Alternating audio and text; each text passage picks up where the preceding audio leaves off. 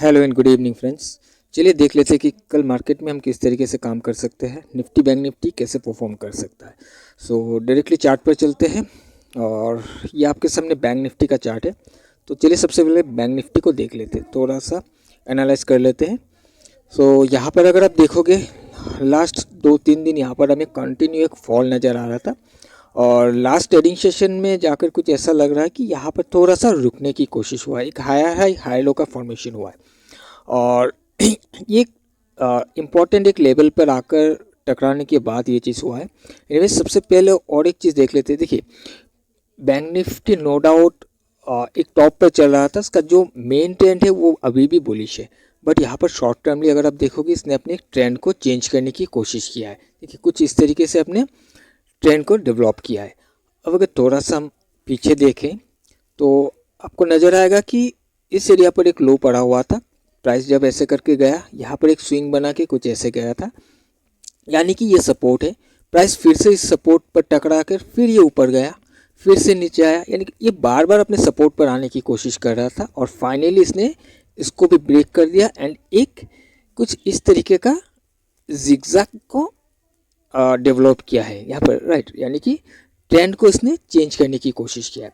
सो अभी देखिए एकदम से हम बाई के लिए नहीं देख सकते, नो डाउट, जैसे कि यहाँ पर थोड़ा बहुत सपोर्ट लेता हुआ दिख रहा है। और अगर हम डाउन साइड के लिए भी देखें तो मार्केट को अगर गिरना भी होगा तो बैक टू बैक इस तरीके से रेड कैंडल बना के तो गिरेगा नहीं, राइट। सो देखिए क्या हो सकता है यहाँ पर। अब देखिए इसको अगर गिरना भी है तो ये थोड़ा बहुत रिट्रेस करना चाहिए और रिट्रेस करने के बाद इस हाई को, जहाँ से ये गिरा है, इस हाई को ब्रेक करने से पहले ये फिर घूमना पड़ेगा। अगर ये फिर घूमता है कुछ इस तरीके से भी ट्रेड कर सकता है बैंक निफ्टी, राइट। लेकिन ये ट्रेड कब होगा, तो सबसे पहले इसको उठना पड़ेगा। सो हो सकता है कि कल के दिन आपको एक ऊपर जाता हुआ रैली दिखाई पड़े, यानी कि ट्रेड आपको बाई साइड पे मिल सकता है। और यहाँ पर मैं और एक चीज़ आपको दिखाता हूँ। जब इसने ब्रेक किया था, देखिए इस लेवल को जब इसने ब्रेक किया था, यहाँ पर देखिए वॉल्यूम का भी इंक्रीमेंट हमें नज़र आया, राइट। सो प्राइस गिरा, वॉल्यूम बढ़ा, यानी कि यहाँ पर सेल हुआ है, राइट। और अगर यहाँ पर सेल हुआ है फर्दर मार्केट को गिरना चाहिए। नेक्स्ट डे हमें यहाँ पर दिखाई दिया मार्केट गिरता हुआ, वॉल्यूम कम था, ठीक है, चलिए कोई बात नहीं। नेक्स्ट डे फिर से एक वॉल्यूम वाला कैंडल हमें दिखाई दिया। आप नीचे देख सकते हो पिछले दिन से बहुत ज़्यादा वॉल्यूम आया और इस दिन भी प्राइस गिरा है।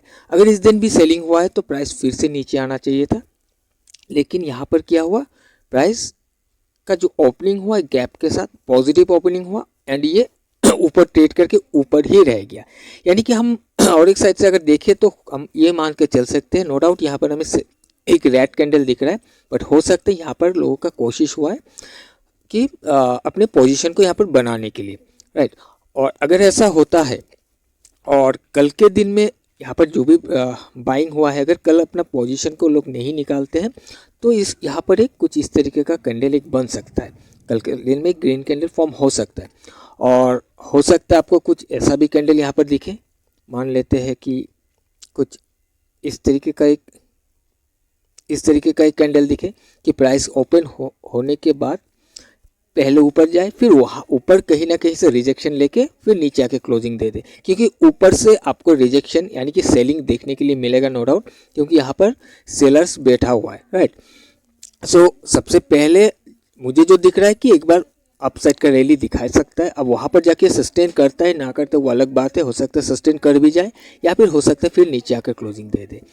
और अगर प्राइस देखिए उसके बाद में फर्दर पिच, और भी ऐसा नहीं कि मैं सिर्फ कल के लिए बता रहा हूँ, आगे भी क्या हो सकता है उस चीज़ को भी थोड़ा सा डिस्कस कर लेते हैं।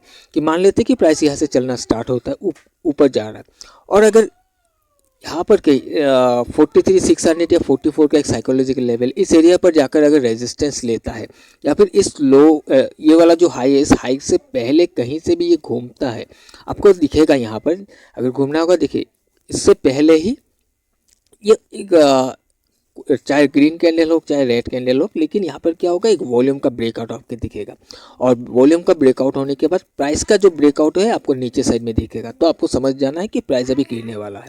सो वहाँ से फिर हमें जो सेल साइड का ट्रेड मिलेगा वो अच्छा ट्रेड मिलेगा, एक लंबा रैली वाला ट्रेड मिल सकता है, क्योंकि हम ट्रेंड के साथ चलते हैं। ट्रेंड हमें जिगजैग में डाउन दिखाई दे रहा है।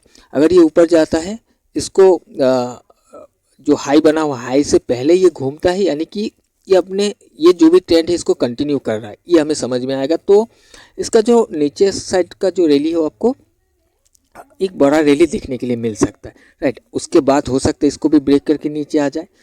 और अगर मान लेते हैं कि ये जो लो बनाया हुआ है यही लो है, सो अगर यही लो है तब भी आपको देखिए, आपको मार्केट का स्ट्रक्चर वैसे ही दिखेगा। प्राइस ऊपर जाएगा, कहीं ना कहीं से रेजिस्टेंस लेगा। इससे पहले हम बाई तब तक कभी नहीं कर सकते जब तक ये वाला जो हाई है, बाई मीन्स पूरी तरीके से हम बुलिश नहीं हो सकते।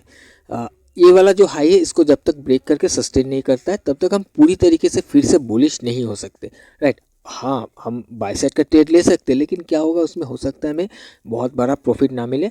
थोड़ा बहुत ऊपर जाएगा, फिर कहीं ना कहीं जाकर ये साइडवे हो जाएगा या फिर रिवर्स हो जाएगा, ऐसा हो सकता है अभी फ़िलहाल के सिचुएशन में। और डाउन साइड में अच्छा रैली मिल सकता है।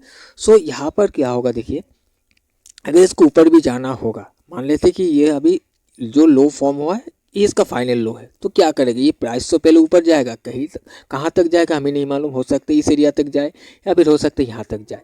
ये फिर से घूमेगा, और जब घूमेगा, घूमने के बाद इस लो को डिफेंड करके यहाँ से फिर अपना एक हायर लो का फॉर्मेशन करेगा।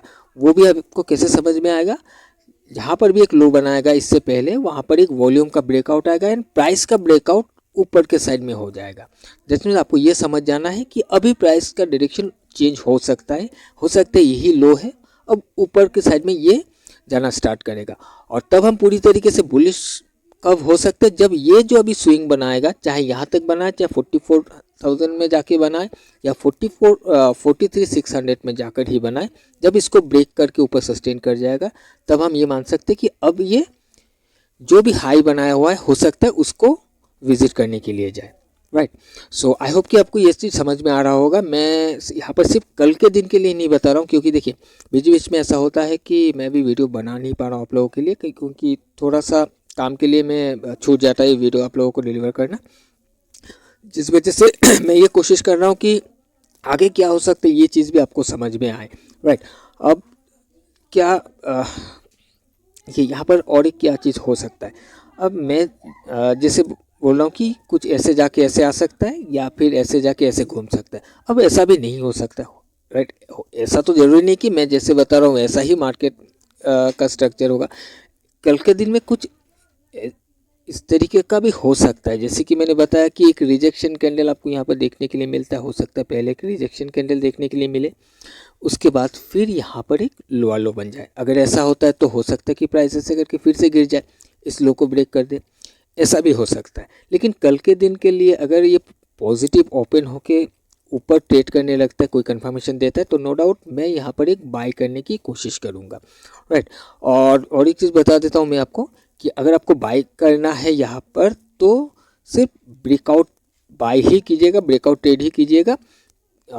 तभी आपको कंफर्मेशन मिलेगा ब्रेकआउट में ही, क्योंकि ब्रेक इनसाइड में भी मिल सकता है, बट वहाँ पर थोड़ा सा रिस्क हो सकता है। ब्रेकआउट में रिस्क थोड़ा कम होगा, क्योंकि ब्रेकआउट में अगर आपको कंफर्मेशन मिल जाता है नो डाउट आपको एक अच्छा प्रॉफिट देके जाएगा। 1:3 भी अगर मिल जाता है तो बहुत है हमारे लिए, राइट। सो इसी के साथ अगर हम बैंक निफ्टी को भी एक बार देखें, सो निफ्टी को भी अगर देखोगे तो निफ्टी का भी देखिए, मैं थोड़ा सा जूम आउट कर लेता हूँ। तो देखिए यहाँ पर एक स्विंग है, एग्जैक्टली स्विंग पर टकराया, टकराने के बाद इसने सेम एक हायर है हाई लो का स्ट्रक्चर यहाँ पर बनाया हुआ है। सेम वही कंडीशन हमें देखने के लिए मिला। 3 दिन कंटिन्यू ये गिर रहा है, यहाँ पर आके एक वॉल्यूम का ब्रेकआउट आया और फिर प्राइस ऊपर की डायरेक्शन में जाने की कोशिश कर रहा है। अब इसमें भी अगर एक ब्रेकआउट ट्रेड का कंफर्मेशन हमें मिलता है तो नो डाउट यहाँ पर भी हम एक ट्रेड करने की कोशिश कर सकते हैं, राइट। क्योंकि ये भी हो सकते कुछ इस तरीके से घूमे। अगर इसको डाउन साइड में भी आना है, अगर इसको और भी ज़्यादा बेयरिश होना है तो सबसे पहले थोड़ा रिट्रेस करेगा ऊपर के साइड में, फिर कहीं ना कहीं रेजिस्टेंस लेके फिर घूमेगा जब, तो हम कह सकते हैं अब ये लो भी टूट सकता है, राइट। सो आई होप कि आपको ये चीज़ भी समझ में आया होगा। देखिए निफ्टी बैंक निफ्टी दोनों ही सेम ही चल रहा है। सो आई होप कि बैंक निफ्टी में जैसे हमने डिस्कस किया उसी हिसाब से आप निफ्टी को भी देख सकते हो। बट अब देखते हैं कल हम क्या करेंगे। कल जैसे कि मैंने बताया कि हम कोशिश यही करेंगे कि बाई करेंगे तो ब्रेकआउट बाई करेंगे। और हाँ, और एक चीज़ देखिए, अब ऐसा भी हो सकता है कि कल ओपन एक गैपा ओपन हो जाए। हम इससे मान के चले कि गैपा ओपन होता है और ओपन होते ही आपको एक स्पाइक देखने के लिए मिलता है। अगर कुछ स्पाइक देखने के लिए मिलता है और ऊपर जाके कहीं ये थोड़ा बहुत साइडवे हो जाता है, रेजिस्टेंस बनाने की कोशिश करता है, कोई सपोर्ट ब्रेकआउट होता है डाउन साइड में, तो फिर वहाँ से नो डाउट हम सेल का ही कोशिश करेंगे। ऐसा नहीं कि मैंने बाई बताया हुआ है तो मैं सिर्फ बाई ही करूँगा, क्योंकि मुझे अगर दिखेगा कि ये डायरेक्टली रेजिस्टेंस पे जाकर टकराया है और वहाँ से ये रेजिस्ट करके नीचे आने की कोशिश कर रहा है, तो नो डाउट वहाँ पर कोई भी होगा सेल ही करेगा, क्योंकि वहाँ पर बाई तो रेजिस्टेंस में हम नहीं कर सकते ना। सो आई होप कि आपको ये चीज़ भी क्लियर हो गया होगा। बाकी कुछ भी कन्फ्यूजन हो तो आप कमेंट करके मुझे बताइएगा, मैं कोशिश करूँगा आपको उस चीज़ को क्लियर कर देने के लिए। तो अभी चलिए, अभी के लिए हम वीडियो को ही वाइंड अप करते हैं। हम मिलेंगे एक नए वीडियो में। Till then, bye bye.